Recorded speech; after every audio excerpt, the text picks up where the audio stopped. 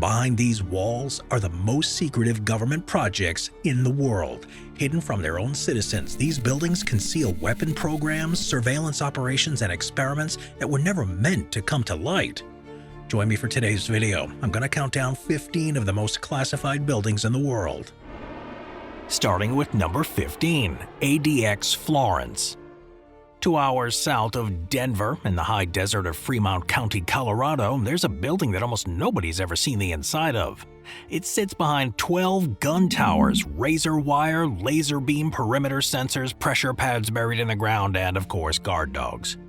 Its official name is the United States Penitentiary Administrative Maximum Facility, but everyone just calls it ADX Florence, or simply the Supermax. It's the only federal prison in the U.S. classified at this security level, and its former warden once described it as a clean version of hell. ADX was built in response to a specific event. In October of 1983, 2 members of the Aryan Brotherhood killed 2 correction officers at a federal prison in Illinois. The Bureau of Prisons concluded that certain inmates, the most violent, the most dangerous, and the most politically sensitive, couldn't be managed in any existing facility. So ADX opened in 1994. Its design was the solution, a building specifically engineered so that the architecture itself is the control. Each inmate lives in a cell 7 feet wide and 12 feet long. Everything in it, the bed, the desk, the stool, sink, and the toilet, is cast from solid concrete. There is a window, a slit about 4 inches wide, set at an angle, calculated so the occupant can't determine where in the building they are or what is outside. The window reveals only just empty sky. Meals arrive through a slot in the door. For 23 hours a day, each prisoner sees no other human being. The hour of exercise takes place in a concrete cage slightly larger than the cell. This facility is designed to be soundproof so that prisoners cannot communicate through walls. There are about 1,400 remotely operated steel doors.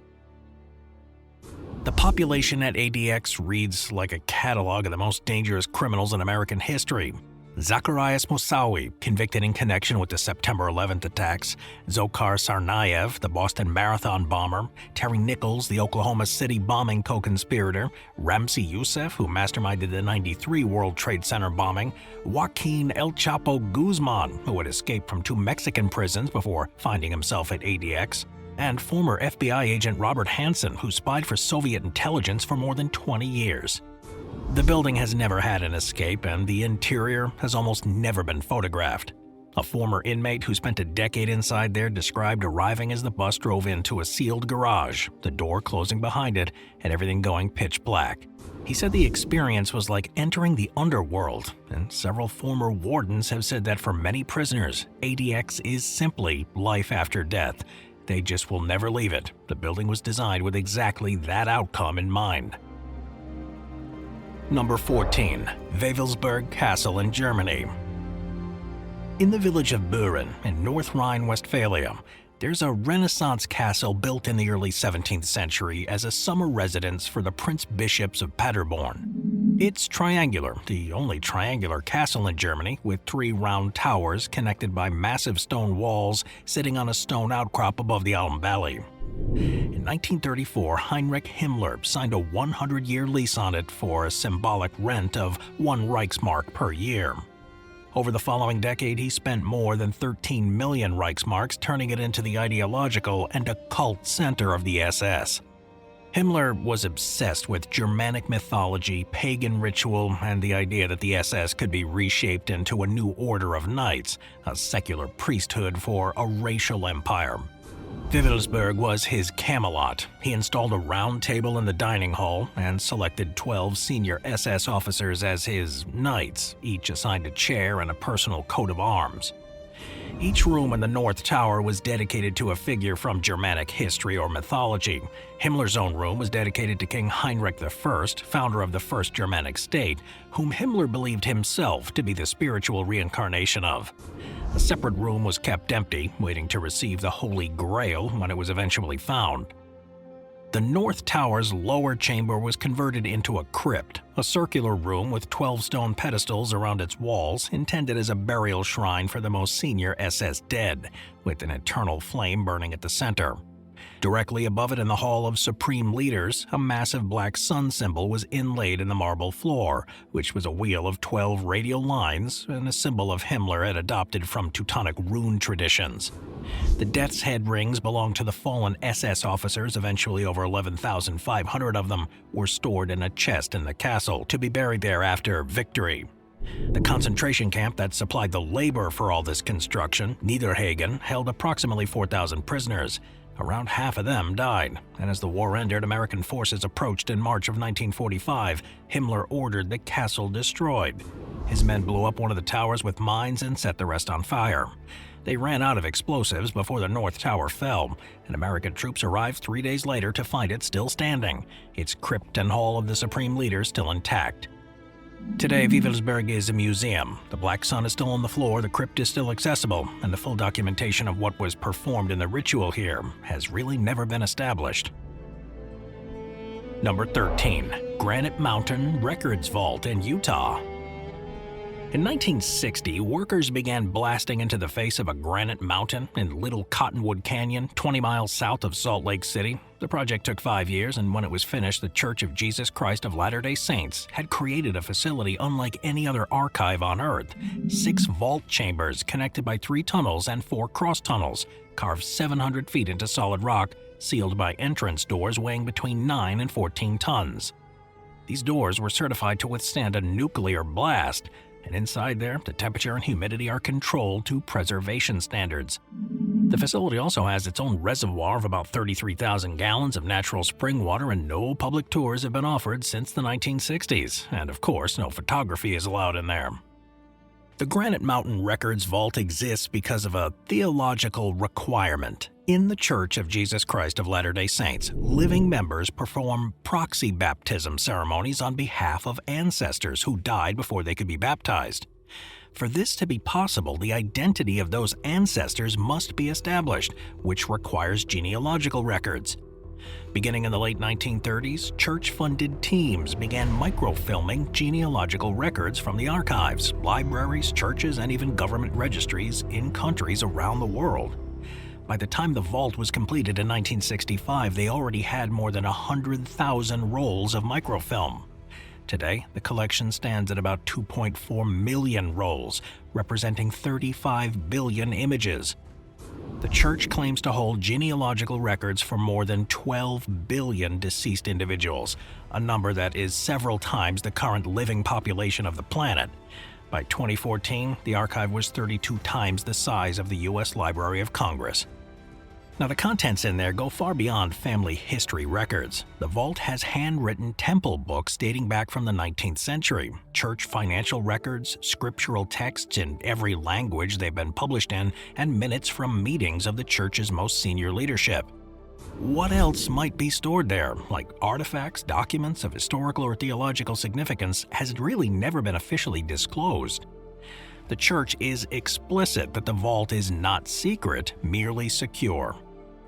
Now, the distinction matters less to the people outside than it might to the people inside. In 2019, a viral online event proposed storming the vault in the manner of the Area 51 joke circulating at the time. Over 1,000 people expressed interest. Church officials clarified that the facility was simply an archive and noted that much of the genealogical content was being digitized and made available for free at FamilySearch.org. The vault, though, remains closed, carved into a mountain in Utah, containing the names of 12 billion dead people behind doors that could survive a nuclear war. Number 12. The Unit 731 facility in China. In 1936, the Imperial Japanese Army evacuated 8 villages in the Pingfang district in occupied Manchuria, and it began constructing a compound covering 6 square kilometers.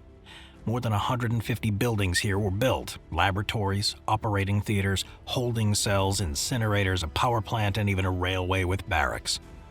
The facility was officially designated the Epidemic Prevention and Water Purification Department of the Kwantung Army. Its actual function was the development of biological weapons and lethal human experimentation required to test them. It was commanded by General Shiro Ishii, a microbiologist who had argued to his superiors that since biological warfare had been banned by the Geneva Protocol in 1925, it must be extraordinarily effective, and Japan should develop it in secret. The prisoners held at Unit 731, known to the staff as Maruta, meaning wooden logs, were primarily Chinese and Russian, along with Koreans and Mongolians, drawn from prisons and rounded up by the military police. Experiments included infecting prisoners with bubonic plague, cholera, typhoid, and anthrax to observe the disease progression. Prisoners were vivisected, which is operated while alive and without anesthesia to study organ function and the process of infection. Limbs were amputated and reattached to other parts of the body, and prisoners were placed in pressure chambers and decompressed until their eyes hemorrhaged. They were frozen alive to study frostbite. Plague-carrying fleas were cultivated in industrial quantities. About 30 kilograms of live plague bacteria could be produced at the facility within days. Field tests were conducted and ceramic bombs filled with infected fleas were dropped over Chinese cities. At least 3,000 people died in the experiments. Hundreds of thousands more are estimated to have died from the biological weapons deployed in the field. When Japan surrendered in August of 1945, Ishii ordered the facility destroyed, the evidence burned, and the prisoners killed. He then negotiated directly with the U.S. occupation authorities. In 1947, General Douglas MacArthur authorized a deal, complete immunity from war crimes prosecution for Ishii and the senior Unit 731 researchers, in exchange for their full experimental data. The research was classified and transferred to Fort Detrick, Maryland, the U.S. Army's biological weapons facility. And while Nazi doctors were prosecuted at Nuremberg, the Unit 731 scientists were never charged. Most returned to prominent careers in Japanese medicine, government, and academia. Though Japan didn't formally acknowledge Unit 731's activities until 1988.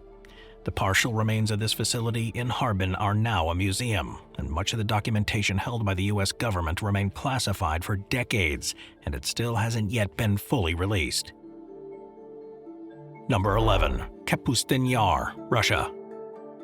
In May of 1946, 1 year after the end of the Second World War, the Soviet government signed a decree establishing a new test site in the desert steppe of the Astrakhan Oblast, 500 kilometers south of Moscow and 100 kilometers east of the city then called Stalingrad. The site was called Kapustin Yar, which translates to roughly as Cabbage Ravine. It's so classified that the nearest town, a settlement called Zitkur, was emptied of its entire population and razed to the ground because it was considered too close. What was built on that desert plateau over the following decades became, alongside Baikonur, the most important military rocket facility in Soviet history. And in terms of secrecy, it exceeded even Baikonur. It's been called, with only slight exaggeration, Russia's Area 51. Kapustin Yar's founding purpose was to give the Soviets a place to fire the V-2 rockets they had seized from Germany, using the German scientists they had simultaneously captured. The first launch on October 18, 1947 was a captured V-2, and from that point the facility was the proving ground for every major Soviet ballistic missile program.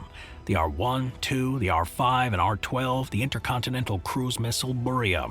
The first nuclear warhead delivered by a ballistic missile was tested here in 1956.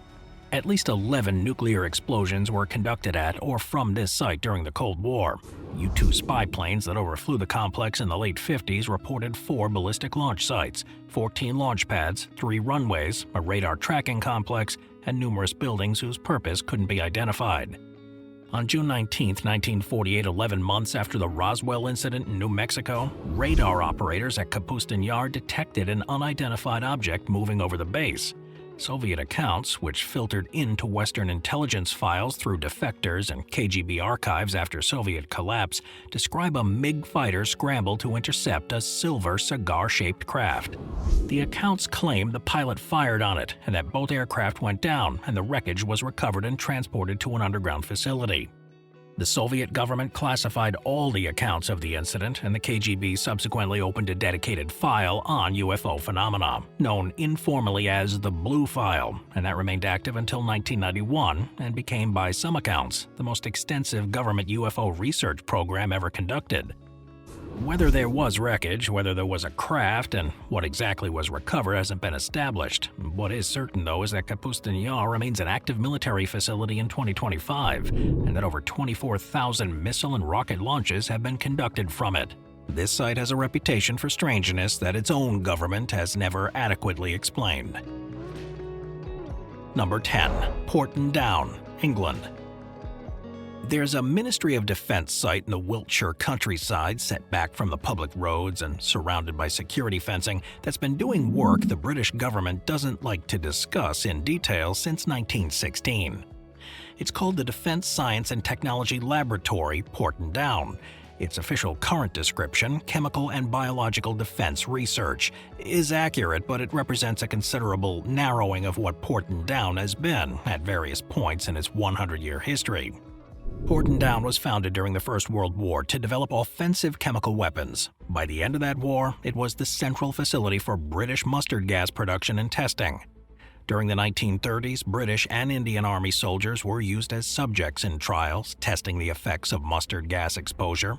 The Rawalpindi experiments, conducted in India under conditions and levels of consent that wouldn't be considered acceptable by any subsequent standard. During the Second World War, research expanded to include biological weapons. Scientists at Porton Down developed an anthrax bomb in 1942. Trials were conducted on a small island off the northwest coast of Scotland where anthrax spores were released over sheep.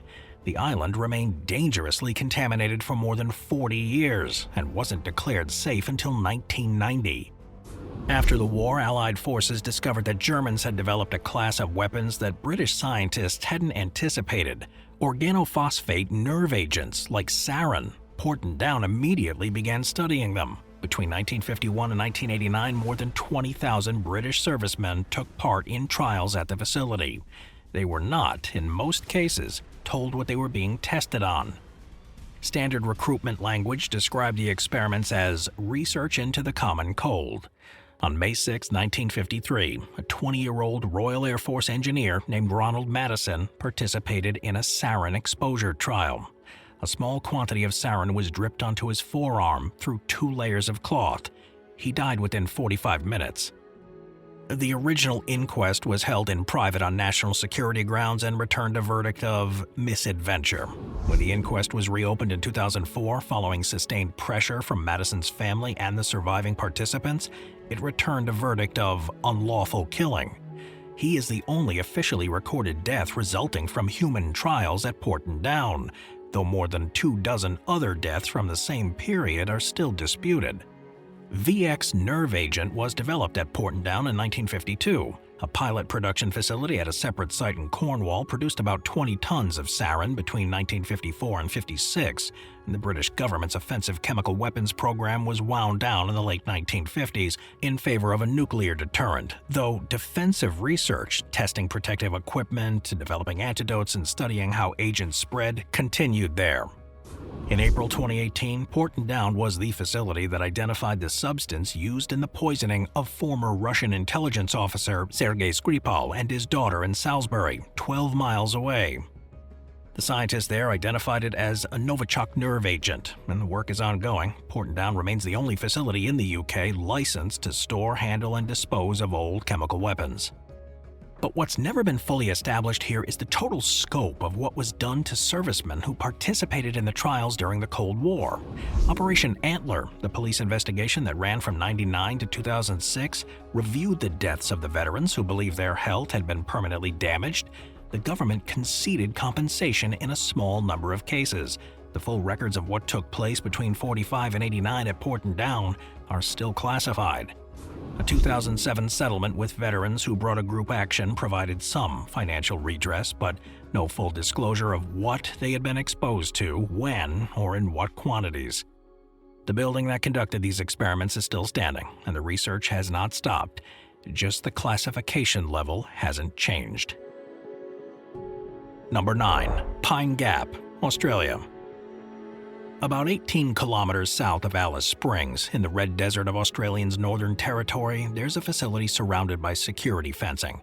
Spherical shells concealing the radar dishes underneath, looking from a distance like enormous golf balls dropped onto the land. The Australian government called it the Joint Defence Space Research Facility when the agreement to build it was signed in 1966. The name implied astronomy, or maybe satellite tracking. The name was deliberately misleading. Pine Gap is the CIA's most important technical intelligence collection station outside of the United States. It's also been described by academic researchers who have studied it as the most significant U.S. intelligence facility in the entire Eastern Hemisphere. Its location was chosen for a very specific reason. Central Australia is remote enough from international shipping lanes that spy vessels couldn't intercept its transmission.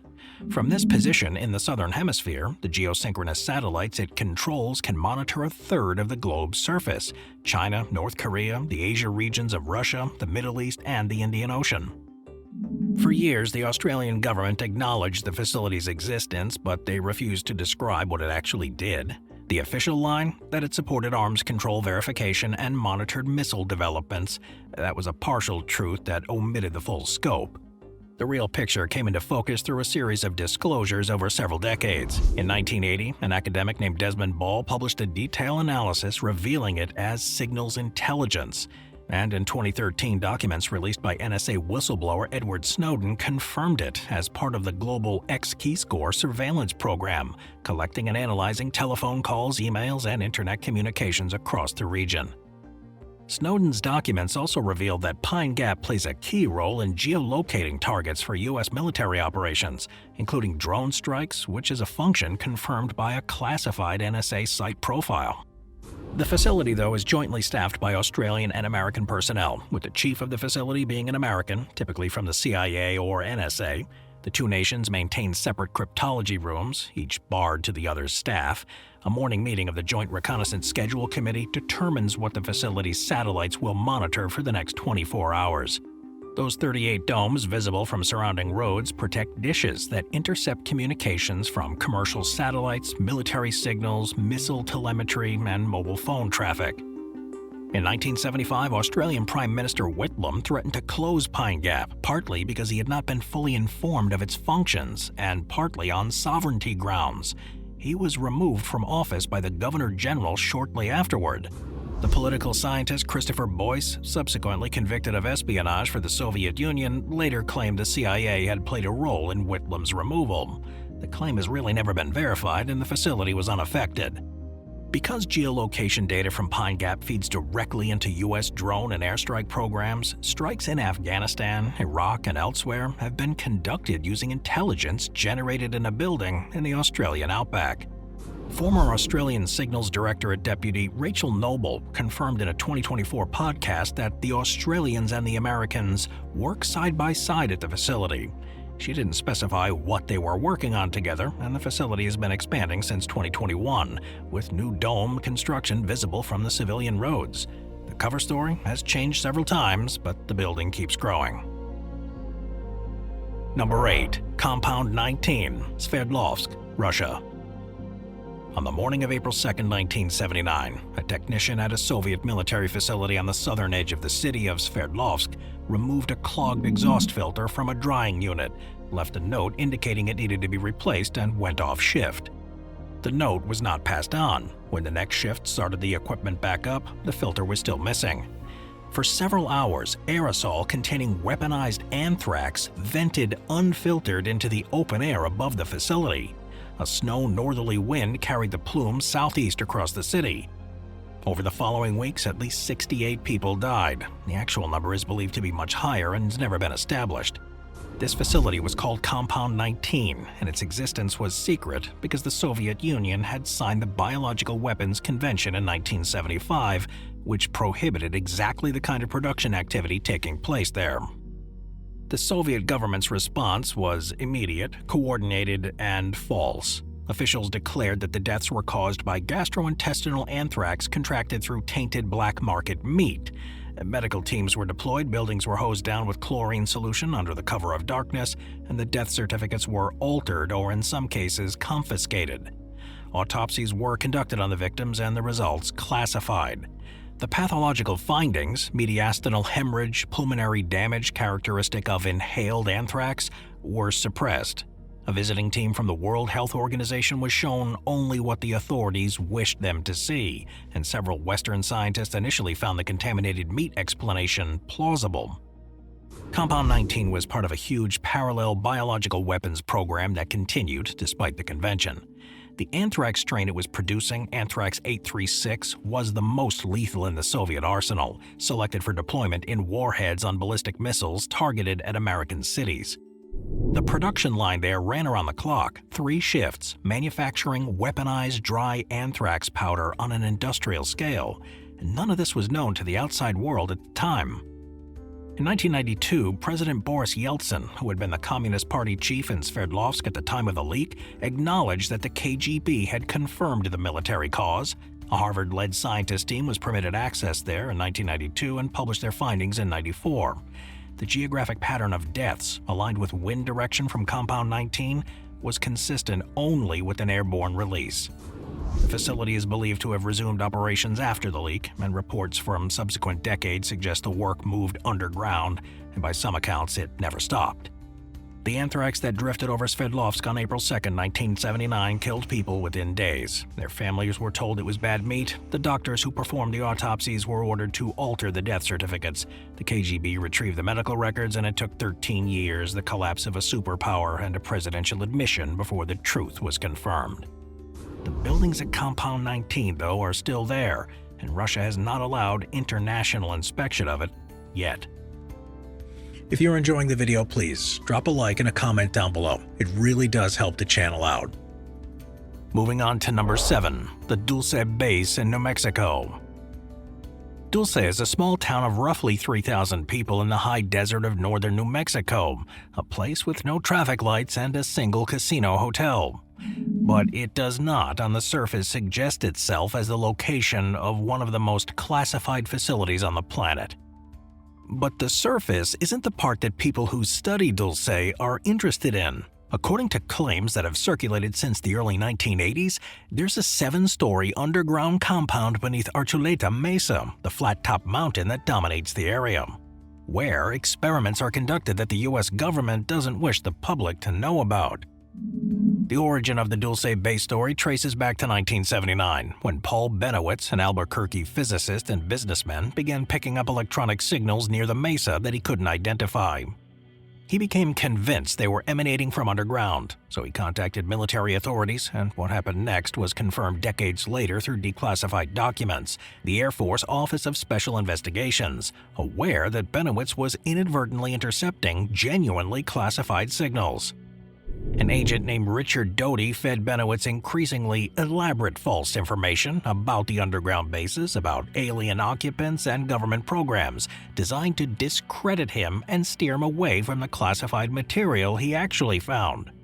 Benowitz's mental health deteriorated, and he was eventually hospitalized. The disinformation story is documented. What it doesn't explain is everything else. State Police Officer Gabe Valdez investigated a series of cattle mutilations in the area through the 1970s and documented anomalies, found glow sticks, gas masks, and unusual fetal specimen that he couldn't account for. In 1967, the Atomic Energy Commission detonated a nuclear device 4,000 feet underground at a site near Dulce in an experiment called Project Gas Buggy, intended to stimulate natural gas release. This device created a large underground cavity, and what that cavity later was used for has not been disclosed. Residents of Dulce report persistent unexplained lights, craft, and aerial phenomena that's been documented over decades. In 1995, a man named Phil Schneider, who had documentation showing employment as a government geologist, claimed publicly that he had survived a violent encounter with non-human entities during underground construction at Dulce in 1979, losing fingers in the process. His employment records were real, and his specific claims were never verified. This mesa has never been excavated or inspected by any independent authority.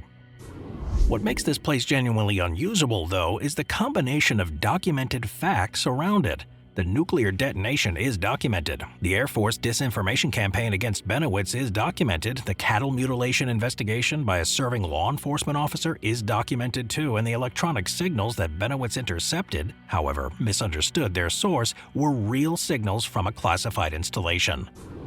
Whatever is or is not beneath the Archuleta Mesa, the documented government interest in the area, the confirmed disinformation operation, and the sustained anomalous activity make Dulce something more considerably complicated than a simple conspiracy theory.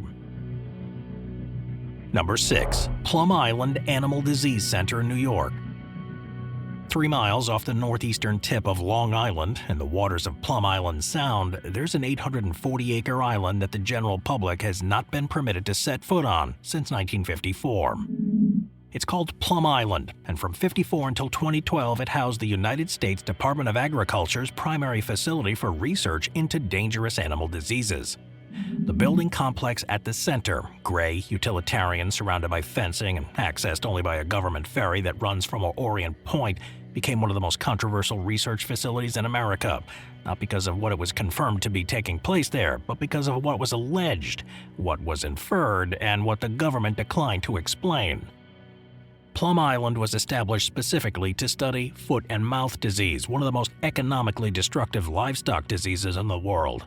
The reason for the island location was biosecurity. Foot and mouth is extraordinarily contagious, and isolating the research facility from the mainland livestock was considered essential.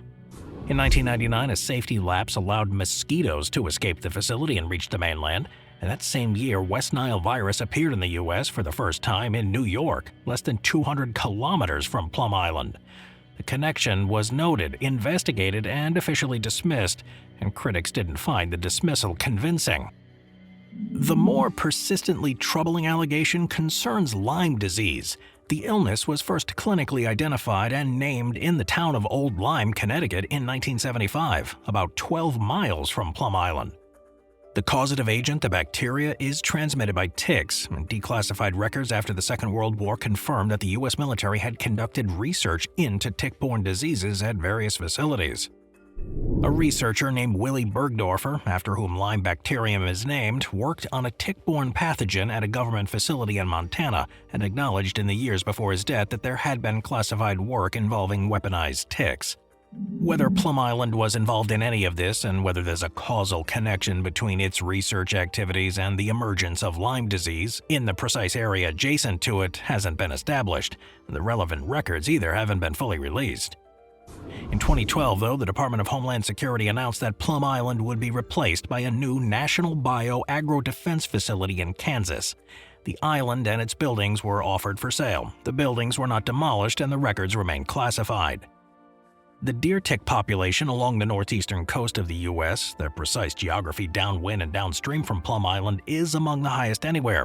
No independent scientific body has been permitted to conduct a thorough inspection of Plum Island's records, and the island is still there 3 miles offshore, and the ferry still runs, the buildings are still standing, and the files are still sealed. Number 5. HAARP Alaska. About 200 miles northeast of Anchorage, Alaska, accessible by a road off the Glen Highway, there's a research facility spread across 33 acres of Alaskan scrubland. It consists of 180 antenna towers, each around 72 feet tall, arranged in a grid pattern. At its center is an operations building housing and equipment that drives the whole array. The facility is called the High Frequency Active Auroral Research Program, or HAARP. The United States Air Force and Navy jointly built it in 1993. It cost about $290 million, and for 2 decades, a significant portion of the global population believed it was a secret weapon, capable of controlling the weather, triggering earthquakes, disrupting the human nervous system, and manipulating the minds of anyone within range. Though none of that is true, the scientists who work there are somewhat wearily aware of it. HAARP's function is to transmit high-frequency radio waves into the ionosphere. That's the uppermost layer of the atmosphere, starting at around 60 miles above the surface, and study what happens when it does. The ionosphere is full of charged particles, electrons freed from atoms by solar radiation. These particles affect how radio signals travel around the Earth. Long-range military and civilian communications, GPS navigation, submarine contact, and over-the-horizon radar all depend on the ionosphere. Understanding it well enough to compensate for disturbances up there or even to exploit its properties for new communications technology is genuinely worth $290 million to the U.S. military. That's what HAARP was built to do. But the confusion is understandable in one narrow sense. It's a military-funded project that heated parts of the atmosphere, operated in Alaska, and was classified at various levels during its development. Those facts, in the hands of the suspicious, assemble themselves into a narrative that the declassified record doesn't support. The radio waves generated at HAARP operate between 2.7 to 10 megahertz. They're absorbed into the ionosphere, about 60 miles up, and weather happens in the troposphere, about 7 miles up, so there's no physical mechanism by which HAARP's transmissions could touch the troposphere, let alone steer a hurricane. The total power output of the facility is about 3.6 megawatts. It's dwarfed by the energy of a single thunderstorm. Hugo Chavez blamed HAARP for the 2010 Haiti earthquake. Conspiracy communities attribute the 2011 Japanese tsunami to it, and following the 2023 Turkey earthquake, it trended again. The facility cannot cause earthquakes. It can, though, briefly heat up a volume of the ionospheric plasma the size of a small town, study the results, and then watch the effect dissipate within seconds. What HAARP represents beyond actual science, though, is a case study in how classification breeds speculation. The facility was real and secret for years. The projects it conducted were legitimately sensitive, and the location was remote, and the equipment was visually striking. One story does circulate that building it is sinister. The absence of evidence becomes, for some people, evidence of further concealment. HAARP is now one of the most documented, accessible, and publicly discussed facilities in North America, and it continues to generate, by internet search volume, more theories than results. Now, it is worth noting that HAARP isn't alone. Similar ionospheric heating facilities exist in Norway, operated by the European Incoherent Scatter Scientific Association, and in Russia, where a Sura facility in Novgorod has been operating since 1981. None of these facilities have acquired mythology comparable to HAARP's, though. The difference is American, the conjunction of military funding, Cold War secrecy culture, and a facility that looked, from the highway, like something out of a science fiction film. Sometimes a grid of radio antennas is just a grid of radio antennas. HAARP is the most expensive and extensively documented example of that sentence being true. Number 4. The Yamantau Complex in Russia. In the southern Ural Mountains of Russia, there's a mountain called Yamantau. The name translates from Bashkir as Bad Mountain or Evil Mountain, a name given by local herders who found its marshy slopes and dense bear population made livestock difficult to manage. It rises up 1,600 meters, the highest peak in the southern Urals, and around its base and reportedly deep within it, the Soviet government began a major construction project in the late 1970s that's never been adequately explained. It's still going on, too. Russia's given 5 different official explanations for what's being built there, and none of them have satisfied the intelligence analysts who have been watching the mountain through satellites for 40 years. The construction at Yamantau was first identified by U.S. intelligence during the Brezhnev era. The scale was immediately amazing, tens of thousands of workers, road and rail infrastructure being pushed into a remote mountain area.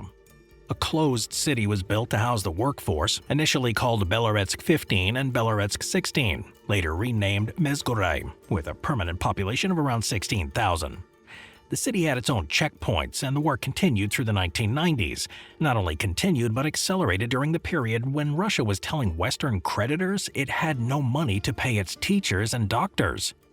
U.S. intelligence sources cited this paradox explicitly at the time. Russia was simultaneously accepting IMF loans and borrowing money while spending enormous sums on a classified construction project inside a mountain that its government declined to discuss.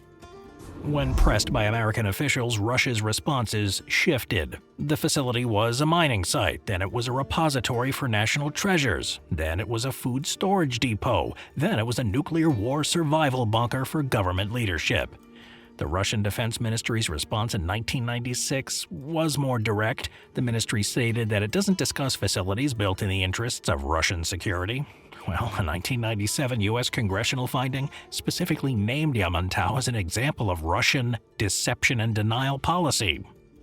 The most widely held assessment among the Western analysts is that the Yamantau complex is Russia's alternative command structure, a hardened, deeply buried facility capable of sustaining government and military leadership and continuing the command of nuclear forces after a first strike. Russian newspapers in 1996 reported that the facility is linked to the Dead Hand system. This is the semi-automated nuclear retaliation protocol that would launch Russia's intercontinental ballistic missiles even if the entire senior command structure had been killed. The Dead Hand was confirmed to exist by Soviet insiders after the USSR's collapse. and whether Yamantau is operational center or whether it's something else entirely isn't known outside a very small number of people in Moscow. In 2003, American assessments concluded that the complex was still not fully operational, and that assessment itself suggests something about the scale of it. A facility that took from the Brezhnev era through to the post-Soviet period into the 2000s to approach operational status, and it's not a food warehouse, it's not a mining operation. The sheer continuity of the investment, sustained through the economic collapse of the 1990s, when Russia defaulted on its debt and its citizens went without salaries, suggests a facility considered so strategically essential that it could not be paused regardless of what was happening to the broader economy. What they work on inside the mountain is the question that 3 U.S. administrations pressed Russia to answer, and that Russia has answered 5 different ways without really answering at all. Number 3. The NSA's Utah Data Center, the U.S. About 25 miles south of Salt Lake City, off Camp Williams Road on the edge of a National Guard training range, there are several large, nearly identical gray buildings. There's no signs identifying them from the road. 2 small warnings against trespassing are really the only markers visible to drivers. This facility requires 65 megawatts of electricity to run. That's enough to power 33,000 homes and 1.7 million gallons of water per day to cool the servers inside. It was completed in 2014 at a cost of $1.5 billion. It's called the Utah Data Center and belongs to the National Security Agency.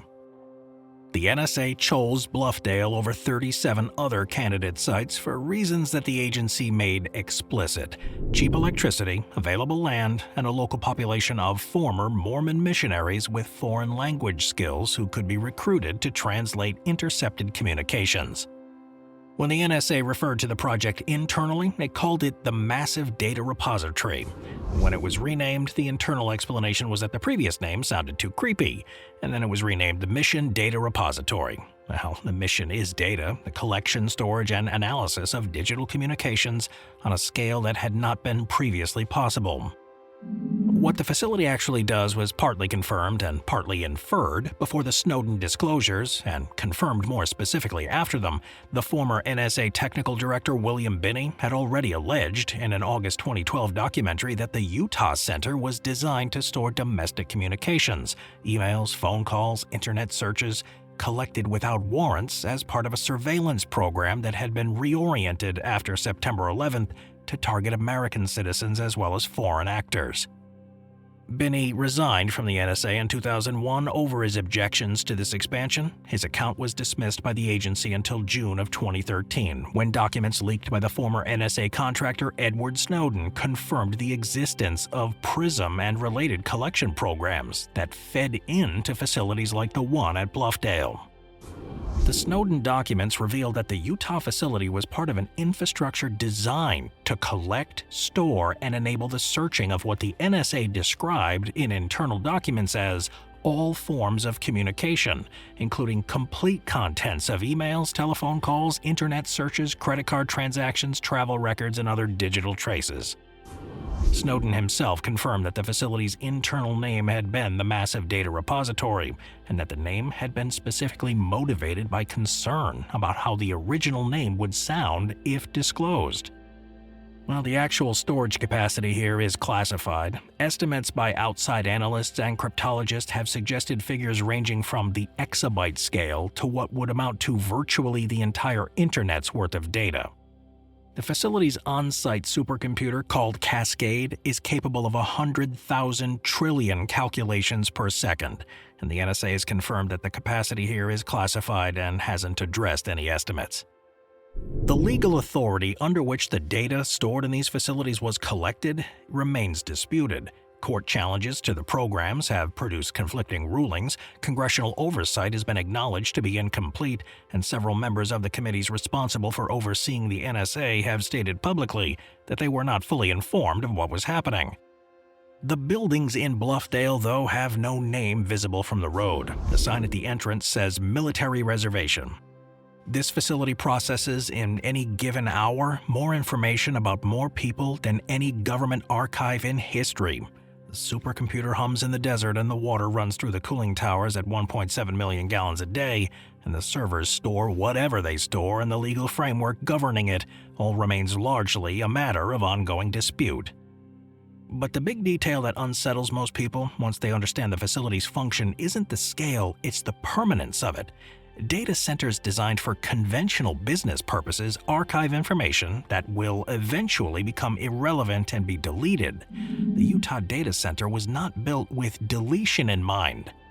The legal term for collecting information about people who are not suspected of anything, on the theory that the information might be useful later, is called bulk collection.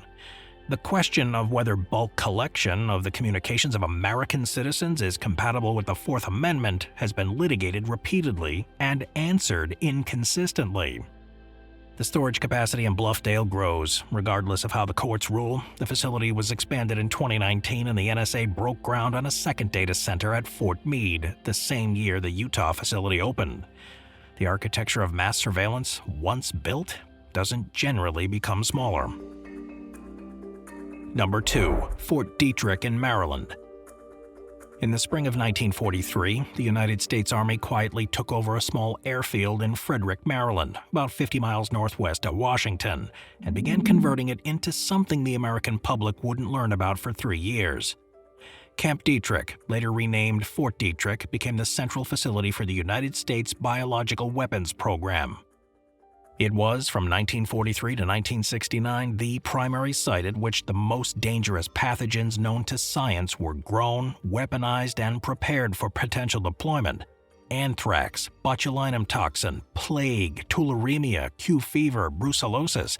During the Second World War, 1 million anthrax bombs were ordered for production at a facility connected to Fort Detrick, an order that was canceled when the war ended, but that had advanced far enough to require planning.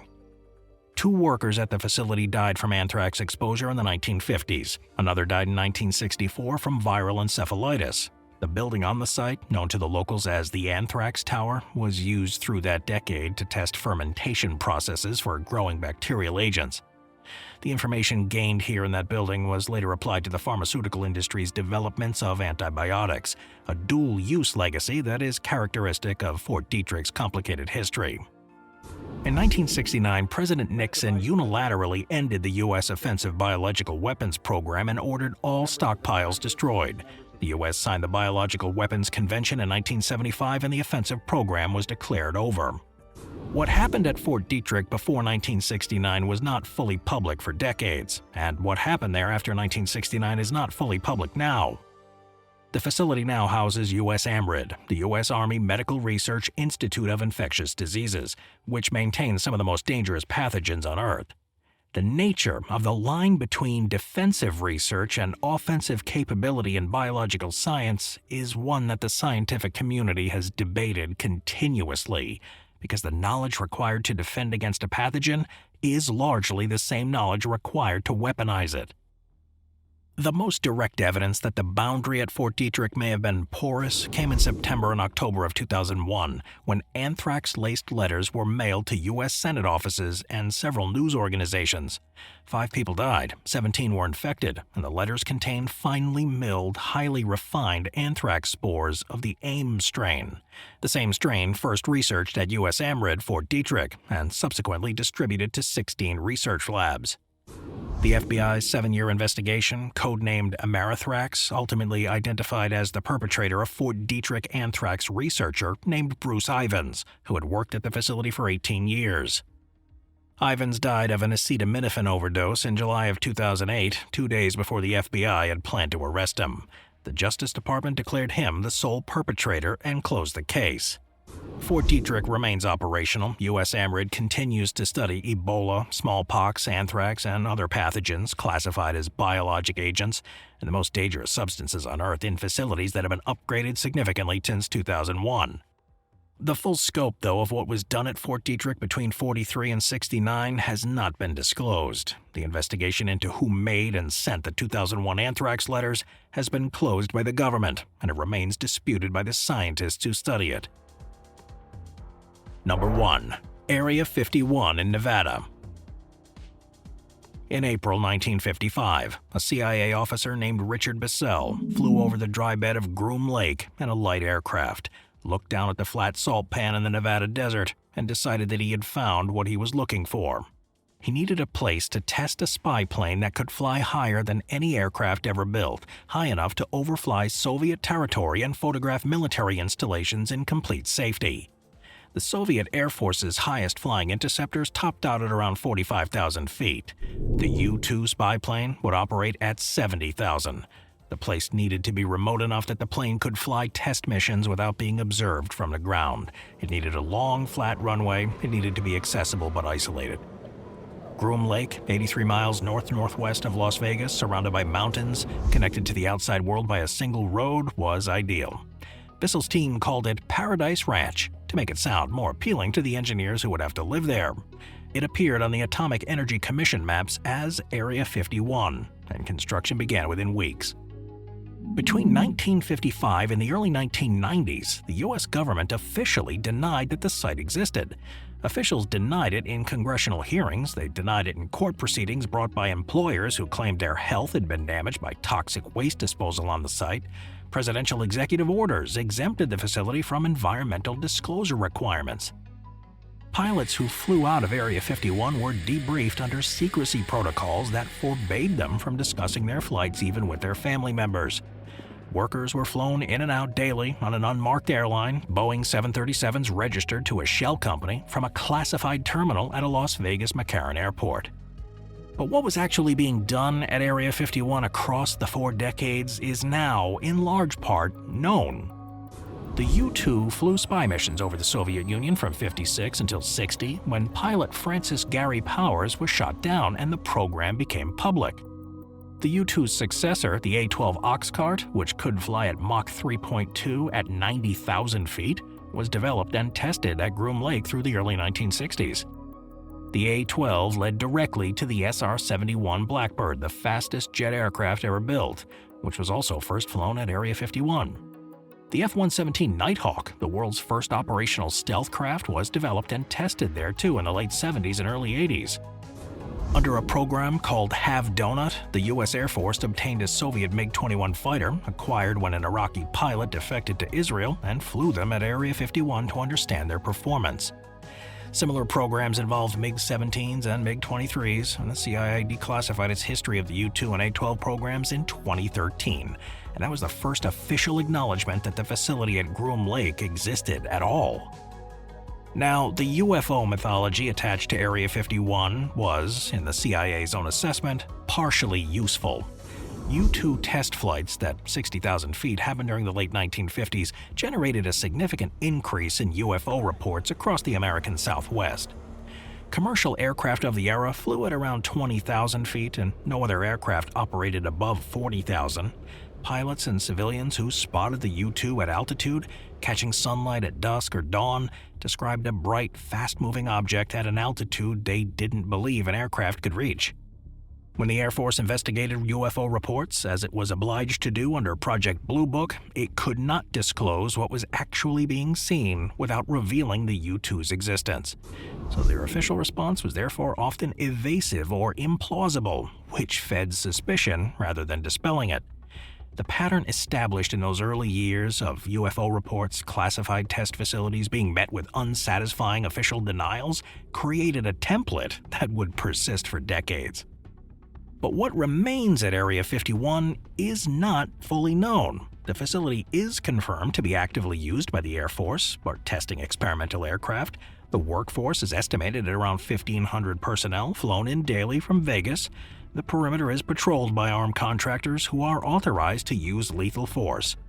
In 2019, a viral social media event called Storm Area 51 attracted between 1,500 to 3,000 people to a festival in the surrounding desert. Around 150 made it close to the gates, several were arrested, and no one got in. The declassified record accounts for the U-2, the A-12, the SR-71, even the F-117, and the Have Donut MiG program, various drone development projects, and early stealth research. That all doesn't account for everything that happened at Groom Lake across 70 years of classified operations. The gap between what is documented and what remains classified is the space where the mythology lives, and where, given the facility's track record of building aircraft that its own government denied the existence of for decades at a time, some residual uncertainty seems, on balance, reasonable.